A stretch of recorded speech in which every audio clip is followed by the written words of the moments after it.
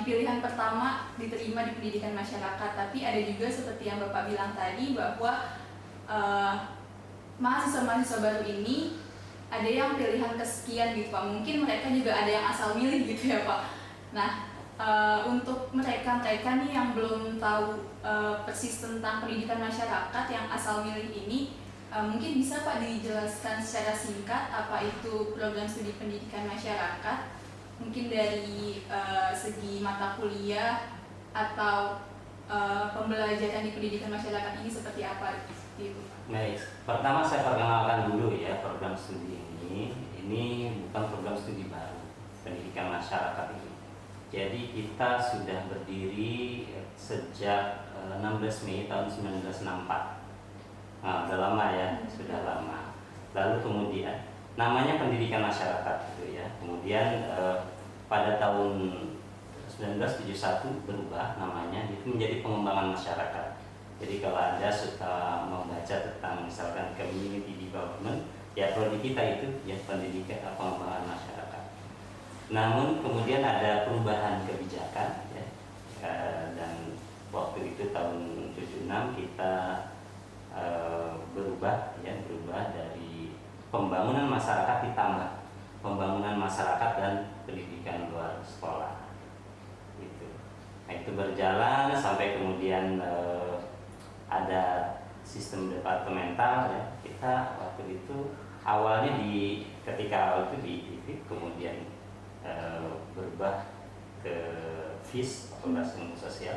Nah, ketika departemental itu kita pembangunan masyarakat dan pendidikan luar sekolah, pembangunan masyarakatnya hilang tinggal pendidikan luar sekolah karena mengikuti arah kebijakan dari pemerintah sekitar tahun berapa ya?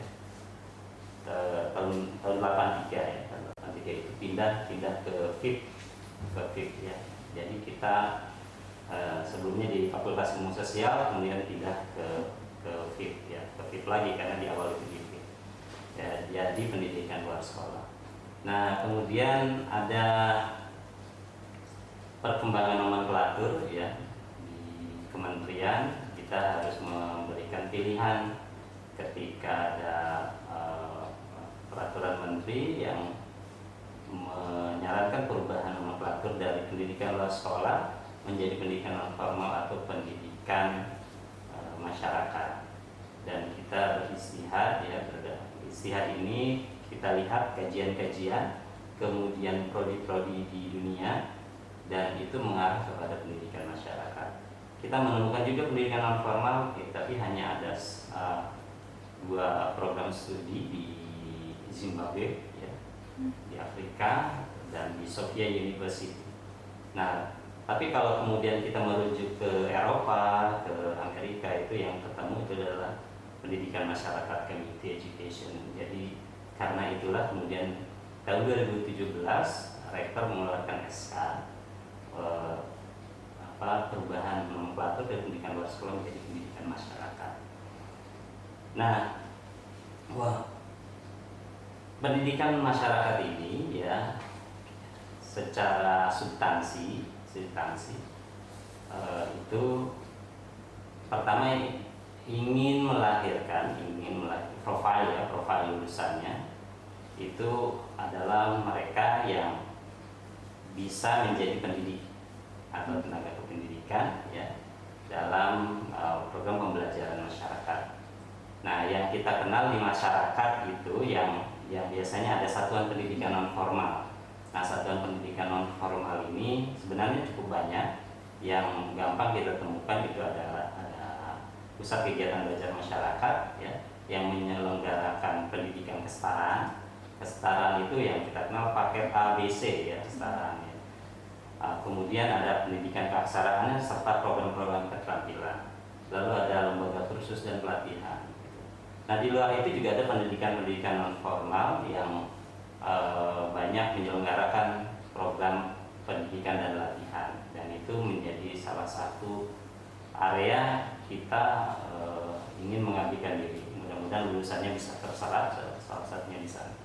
Kemudian juga lulusannya ini juga bisa berkiprah di masyarakat ya, mengembangkan keilmuan dengan mampu melakukan penelitian. Makanya setiap mahasiswa yang di prodi pendidikan masyarakat, bahkan mungkin di UNJ ya seluruhnya, itu wajib untuk melakukan penelitian di akhir perkuliahannya. Di akhir perkuliahannya di semester akhir itu wajib penelitian mata kuliah skripsi ya. Dan itu artinya juga harus menguasai metodologi penelitian, harus menguasai bagaimana analisis data baik secara kuantitatif maupun kualitatif. Jadi kita terbuka untuk itu. Bahkan kita terbuka juga untuk mixed method ya. Dan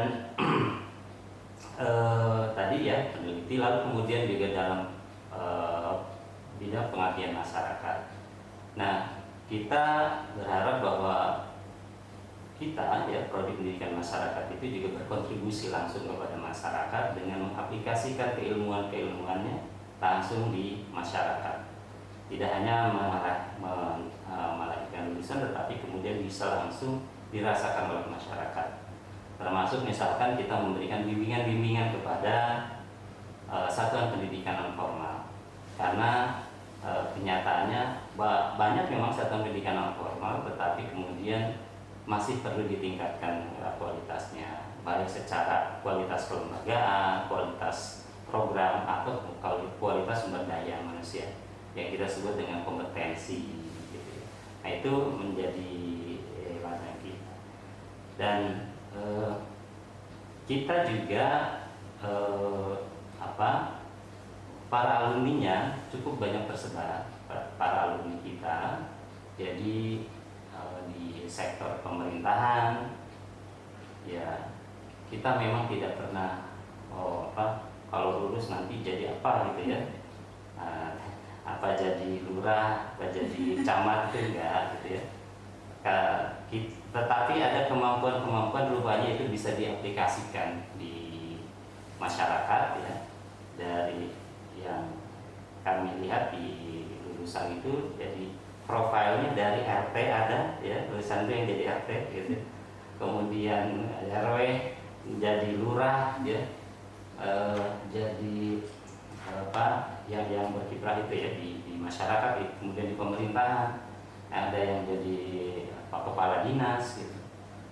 Jadi ada yang jadi kepala bagian ya di bidang pendidikan, dan rupanya teraplikasi ilmu-ilmu itu. Lalu di luar itu juga ada ya tadi teman-teman yang menjadi pendidik dan tenaga pendidikan ya. Dulu ada namanya tenaga lapangan Dikmas. Jadi memang ada secara tegas dulu negara mengakomodir lulusan pendidikan masyarakat dengan namanya tenaga lapangan Dikmas. Namun sering perubahan barangkali kemampuan atau kemudian kebijakan ya, namanya hilang gitu, tenaga lapangan Dikmas. Ada namanya kemudian pamong belajar itu ada di PKBM ya. Nah, kalau untuk PKBM saya pikir kalau di Jakarta cukup kondusif karena dibiayai oleh negara ya, Kemudian di sektor masyarakat lainnya juga di NGO ada ya, di NGO, di LSM ya. Walaupun makna LSM banyak yang menyimpang ya, LSM yang tukang malakin disebut LSM gitu ya. Kalau saya melihatnya itu bukan LSM ya, itu lembaga ya lebih kepada remanisme. Nah, padahal tujuannya LSM adalah bagaimana kemudian memberdayakan, dan ini sesuai banget dengan konten dari kita. Banyak dari kita. Kemudian ada juga ya lulusan kita yang subhanallah ya, ada yang jadi general manager di perusahaan ya, ada general manager perusahaan, dan itu perusahaannya bukan perusahaan ecek-ecek gitu ya, perusahaan besar ya. Dan barangkali Anda juga pernah merasakan produknya gitu ya. Cuman kan saya tidak mau mengiklankan gitu ya. Tetapi yang ingin saya iklankan bahwa banyak alumni yang ternyata cukup kompeten. Apa yang kemudian mereka bisa kompeten? Memang kita merancang paling tidak ada 3 ya, kalaupun itu disebut konsentrasi ya, kita memang tidak membuat konsentrasi dari pendidikan masyarakat, tetapi ada 3 hal yang utama. Ada konteks pendidikan ya, pembelajaran ya, terkait tadi tenaga pendidikan, kemudian ya jadi pamong, jadi tutor, jadi instruktur ya, itu. Kemudian ini terkait konstruksi kurikulum. Yang kedua adalah program pemberdayaan masyarakat. Jadi ini yang kemudian tadi yang di NGO ya, yang di masyarakat, yang terlibat langsung. Dan mata kuliahnya bisa nanti dilihat. Misalkan ada apa program pemberdayaan masyarakat ya di mata kuliah kita. Kemudian ada pemberdayaan ekonomi masyarakat, itu bisa dilihat di dunia juga ada namanya Community Economic Development, jadi CED-nya. Nah itu yang kedua. Dan yang ketiga itu memang kita juga ingin merambah ke dunia kerja yang seperti tadi alumni kita yang bergerak di perusahaan ya. Kita mengincar memang mengincarnya adalah posisi untuk HRD ya. Walaupun di HRD itu memang ada, kalau kami melihatnya ada mitos ya di perusahaan itu, bahwa itu diisinya adalah oleh orang sarjana hukum dan psikologi gitu. Padahal kalau kita lihat kebutuhannya, bagaimana dia ingin mengembangkan para tenaga kerjanya, seharusnya memang dia bisa memanfaatkan para alumni dari pendidikan masyarakat. Nah jadi secara konten itu garis besarnya lulusannya juga seperti itu, dan nanti pembelajarannya nanti bisa Anda lihat. Adapun kemampuan-kemampuan yang sifatnya dasar tentu ini juga diberikan, misalkan communication ya, komunikasi, lalu apalagi bagaimana sikap gitu ya. Terus Anda juga akan diberikan pemahaman-pemahaman tentang teori belajar, teori perkembangan peserta didik ya, teori ya, kan ini menjadi dasar. Jadi ilmu kita memang ilmu yang terapan, yang terdiri dari lintas dengan dasar-dasarnya, ada ilmu psikologi, ada ilmu sosiologi ya, kemudian ada antropologi, dan kita gabungkan itu kemudian menjadi ilmu pendidikan khusus dalam bidang pendidikan masyarakat gitu. Nah, mungkin untuk teman-teman mahasiswa baru ini harus mengetahui gitu ya Pak, apa visi, misi maupun moto dari program studi pendidikan masyarakat Fakultas Ilmu Pendidikan di Universitas Negeri Jakarta ini, agar mereka juga nantinya setelah menjalani masa perkuliahan mereka tahu gitu Pak, tujuan mereka tuh untuk memajukan program studi pendidikan masyarakat ini sesuai dengan visi, misi maupun motonya. Ya, visi misi ya ini sesuai yang tercantum yang kita sepakati bersama, dan ini merujuk ya. Jadi visinya program studi pendidikan masyarakat ini merujuk dari visinya fakultas dan visinya universitas. Jadi kita menurunkan dari visi universitas. Universitas itu ingin pada tahun 2030 menjadi universitas yang terbaik ya, universitas yang terbaik di wilayah Asia gitu ya. Nah kita menurunkan di konteks Asia itu menjadi ASEAN. Jadi kita ingin tahun 2030 itu menjadi program studi terbaik di ASEAN ya, di ASEAN. Dan itu terkait dengan visi dari lembaga. Adapun misinya, jadi misi ini terkait dengan kehadiran kita itu mau ngapain ya. Misinya ini adalah ya, lahirnya program studi ini tadi ingin menghasilkan lulusan ya, lulusan yang kompeten ya, yang dalam untuk menjadi tenaga pendidikan. Kemudian ingin juga kemudian melaksanakan penelitian ya dan kajian ya, untuk pengembangan ilmu pendidikan. khususnya pendidikan masyarakat, kemudian melaksanakan pengabdian kepada masyarakat dengan basis keilmuan tadi, basis keilmuan pendidikan masyarakat. Kemudian kita ingin juga menjalin kemitraan dengan para stakeholders, para pegiat pendidikan dalam rangka memajukan pendidikan, ya, pendidikan nasional, tentu dalam konteks pendidikan masyarakat.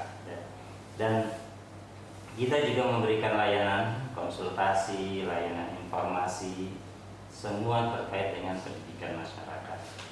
Dan kita tidak sendiri, kita program studi ini kemudian berasosiasi. Ada asosiasi pendidikan masyarakat, ya, yang sudah kongres di Istana Wakil Presiden waktu itu, yang diketuai oleh Bapak Profesor Dr. Hafid Abbas. Kalau belum kenal silakan di searching siapa Profesor Dr. Hafid Abbas. Beliau pernah memimpin, ya, Komnas HAM, ya, kemudian juga pernah jadi dirjen di Kemenkumham, ya. Jadi kita punya SDM yang alhamdulillah, ya, sangat mumpuni, ya, bahkan levelnya level internasional, ya, level internasional. Karena itu kita punya mimpi ingin juga melakukan internasionalisasi, ya, dalam rangka tadi kita ingin meningkatkan kualitas dari lulusan. Karena kita melihat bahwa terutama untuk lulusan ada peluang-peluang, misalkan community education officer itu terbuka lebar itu di misalkan di Inggris gitu, ya, di Inggris gitu. Dan itu gajinya lumayan lah, sekitar 28.000 pound sterling sebulan gitu, ya. Nah, saya pikir itu bisa jadi ladang kita juga kalau memang kemudian ingin berkiprah di dalam apa tadi, ya, mengaplikasikan pendidikan masyarakat tidak hanya di Indonesia, di dunia masih banyak terbuka peluang-peluang untuk itu, ya. Makanya kemudian kita coba internasionalisasi. Dan kenapa kemudian ketika lulus juga di UNJ wajib TOEFL, ya, wajib TOEFL, karena kita berharap bahwa itu menjadi kemampuan dasar, ya. Tidak lagi kemudian nggak laku di jasanya. Mungkin kalau di sini nggak laku, cari ke tempat lain mana di dunia masih luas gitu, ya. Kalau perlu kita ke Mars kali, ya. Kemudian ya kalau visi, misi, tujuan biasanya, ya, ada tujuannya. Nah, tujuannya ini mengikuti yang tadi, yang menghasilkan lulusan dan nanti bisa dibaca, ya. Kita punya kurikulum, di kurikulum itu biasanya ada visi, misi, dan tujuannya. Motonya ini yang moto untuk pendidikan masyarakat, ya, memajukan yang terbelakang, ya. Jadi kita ingin memajukan yang terbelakang melalui pendidikan, gitu. Ya. Nah, tadi udah disebutin juga sama Bapak Karta terkait alumni-alumni kita yang keren-keren banget di ranah dunia kerja maupun pendidikan dan tenaga kependidikan. Lalu ada yang di bagian pengabdian masyarakat juga. Nah, itu secara singkat penjelasan tentang prodi pendidikan masyarakat. Nah, terkait motivasi nih Pak, apa sih harapan dan motivasi dari Bapak untuk teman-teman mahasiswa baru khususnya di program studi pendidikan masyarakat ini? Baik, ya, yang jelas ketika Anda bergabung di sini itu bukan kebetulan, ya, bukan kebetulan. Seperti kakak-kakak Anda ini, ya, Kak Ida ini juga bukan kebetulan masuk sini. Ya pasti karena tes juga, kan? Iya. Tes ini juga saya yakin ini adalah bagian dari bagaimana Tuhan menjawab doa-doa kita. Jadi kalau ada yang berdoa ingin sukses, ya, kemudian dipilihkan ini, insya Allah ini jalan menuju kesuksesannya. Ya, ada yang berdoa mungkin ingin berguna bagi nusa dan bangsa, ini juga insya Allah menjadi jalan untuk mewujudkannya. Dan Jadi jangan disia-siakan kesempatan ini. Ini bukan sekedar kesempatan, tetapi ini sebuah anugerah, ya. Karena tadi kenyataannya banyak yang tidak diterima di Universitas Negeri Jakarta itu, hanya beberapa saja. Dan masuk ke sini juga beragam kemampuan ekonominya, ya. Dan tetapi kemudian itu tidak dilihat karena memang ada skema-skema pembiayaan yang Tuhan mudahkan untuk kita, ya, mudahkan sehingga bisa belajar di sini. Jadi tolong dimanfaatkan betul kesempatan ini, karena ini bukan sekedar daftar kuliah, tetapi ini insya Allah bagian dari perwujudan dari doa dan patut disyukuri. Nah, kalau orang bersyukur, insya Allah nikmatnya ditambah. Nah, kalau tidak bersyukur, insya Allah semesternya ditambah. Iya. Jadi kalau kuliah tidak belajar kan tidak bersyukur, ya. Iya. Jadi nanti semesternya yang ditambah. Nah, kalau semesternya nambah, suruh menambah lagi bayarannya. Kalau yang lain 7 semester, dia 14 semester. Jangan sampai kemudian dapat surat juga dari UNJ, surat cinta, Anda sudah melebihi batas waktu, dan itu langsung otomatis dicoret DO. Nauzubillah, ya. Jadi manfaatkan betul, maksimalkan, dan kita semua sama-sama belajar. Jadi kita bisa saling bertanya, saling berkontribusi, ya. Kalau ada teman nggak ngerti, kasih tahu. Kalau kita ngerti, ya. Kalau sama-sama nggak ngerti, coba cari di mana yang bisa membantu, ya. Coba tanya ke kakak-kakak, ya. Jadi bangun nanti komunikasinya, ya, dengan kakak kelas gitu. Jadi ini bukan kakak biologi standar, tetapi ini adalah kakak insya Allah, ya, kakak seperjuangan untuk mewujudkan cita-cita Indonesia, ya, mencerdaskan kehidupan bangsa. Iya, benar banget.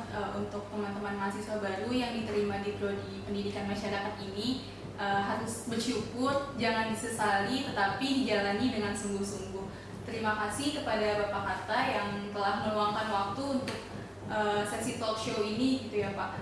Yang seharusnya mengajar mata kuliah, tetapi malah mengisi sesi talk show ini untuk teman-teman mahasiswa baru. Terima kasih banyak Pak. Kurang lebihnya dari saya, mohon maaf. Wassalamualaikum warahmatullahi wabarakatuh. Waalaikumsalam warahmatullahi wabarakatuh.